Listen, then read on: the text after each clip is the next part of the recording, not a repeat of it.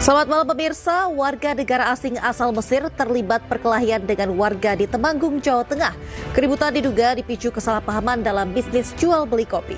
Saya Aulia Wardani, inilah Ayus Malam selengkapnya. Pemirsa, 3 korban kecelakaan maut di kota Pekanbaru Riau dimakamkan Rabu sore kemarin. Sementara pengemudi mobil telah dijadikan tersangka. Pemirsa, seorang residivis kasus pencurian kendaraan bermotor di Kecamatan Melinting, Kabupaten Lampung Timur, Lampung menangis saat ditangkap petugas kepolisian di rumahnya.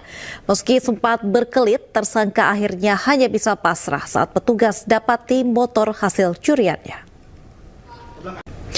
Aksi penembakan terjadi di rest area kilometer 45 Jalan Tol Tangerang Merak.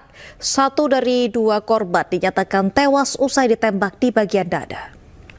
1 korban tewas akibat aksi penembakan yang terjadi di rest area kilometer 45 Tol Tangerang Merak. Ternyata merupakan pemilik rental mobil. Anak korban mengungkapkan ayahnya ditembak saat ikut menyergap pelaku penggelapan mobil yang hendak membawa kabur mobilnya. Mabes Polri kembali menggelar sidang etik profesi Polri terhadap 3 anggota kepolisian. Sementara Direktur Reserse Narkoba Polda Metro Jaya dipecat imbas kasus pemerasan penonton DWP. Ribuan warga korban cairan kimia tumpah ke jalan di Kabupaten Bandung Barat, Jawa Barat antre untuk mendapatkan uang ganti rugi. Masing-masing korban mendapat uang pengganti kerusakan sebesar Rp300.000. Beralih ke informasi lain pemirsa, Mahkamah Konstitusi kabulkan gugatan tentang syarat ambang batas pencalonan presiden atau presidential threshold 20%. Dan selanjutnya pasangan calon presiden dan juga wakil presiden bisa diusulkan oleh partai politik tanpa harus memiliki kursi di DPR.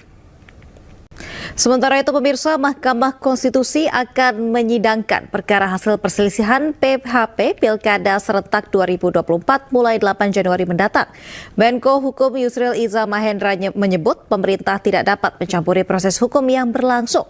Namun pemerintah siap memberikan keterangan jika diminta oleh MK. Partai Solidaritas Indonesia menanggapi terkait Presiden ke-7 Republik Indonesia Joko Widodo yang masuk dalam daftar pemimpin terkorup di dunia berdasarkan survei OCCRP. Partai yang diketuai oleh anak bungsu Jokowi itu berpandangan survei tersebut berasal dari barisan sakit hati yang kalah di Pilpres 2024. Menteri Koordinator Bidang Politik dan Keamanan Budi Gunawan meminta semua pihak untuk menjaga marwah para mantan presiden terkait masuknya nama Joko Widodo, Presiden ke-7 Republik Indonesia, dalam daftar tokoh terkorup dunia 2024 versi OCCRP. Anda kembali di Ayus Malam pemirsa, Presiden Prabowo Subianto akan menyambangi Ibu Kota Nusantara atau IKN bersama dengan menteri terkait dalam waktu dekat. Dan kunjungan Prabowo untuk meresmikan 7 pembangunan mulai dari Istana Garuda hingga Jalan Tol. Kita ke informasi mancanegara pemirsa, malam tahun baru di Amerika Serikat, teror terjadi di sejumlah lokasi. Pemirsa, selama beberapa jam setelah aksi teror di New Orleans, Amerika Serikat, sebuah mobil listrik Tesla Cybertruck meledak di luar Trump International Hotel di Las Vegas dan sopir truk dilaporkan tewas. Dan pemirsa, informasi tadi sekaligus menutup iNews malam hari ini. Cuplikan tayangan berita iNews dapat Anda saksikan di kanal YouTube @official iNews.